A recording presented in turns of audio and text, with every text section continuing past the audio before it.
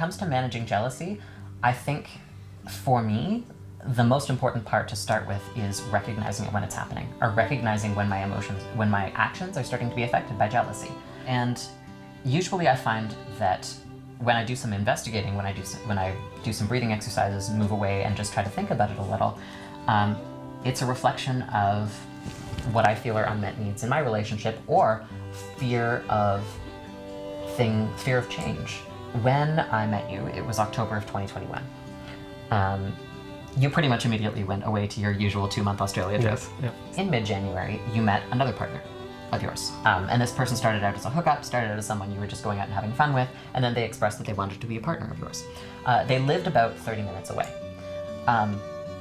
So when you would go to see them, it was quite a bit of an investment for you to have to get in your car, drive all that way out, pick them up. But that also meant that you didn't see that partner quite as often. It was that I was worried that this other partner would want to live with you, and that you would basically be wanting to live with me half the time and the other partner half the time.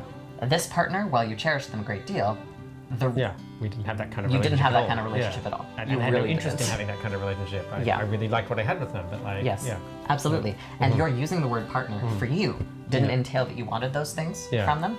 But for me, because I'd only ever had one partner. Yeah. And that's what it meant for me. Yeah. I assumed that partners, that's what that meant.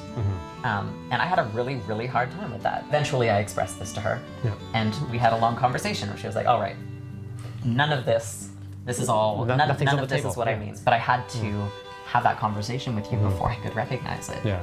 Well, I was also impressed because you reached out to that other partner and spent time with them. Yeah, and you actually really put a lot of effort into getting to know them, even though you were really struggling. Yes. And you said this amazing line at some point. Somebody said to the two of you, like, how do you feel dating the same person? And it brought stuff up for both of you. You were both jealous of each other in different ways. But then you'd actually grown close at that point. And I remember you said this amazing line, which said, jealousy cannot survive empathy. And I was like, that is amazing. That's a Reader's Digest level. Like, it was an incredible line because you invested time and effort into getting to know the person, and which I think you really did get to know them.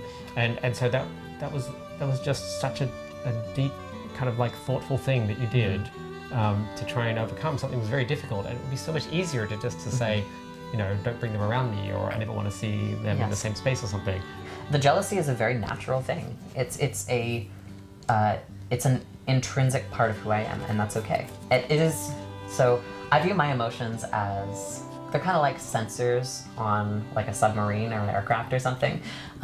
If a little blinking light is going off, it's because there's something I need to attend to. I'm really grateful for it actually, because it tells me, hey, there's something here and you've got to address it, and it's really important for your well-being that you deal with it. I mean, jealousy is an essential part of it.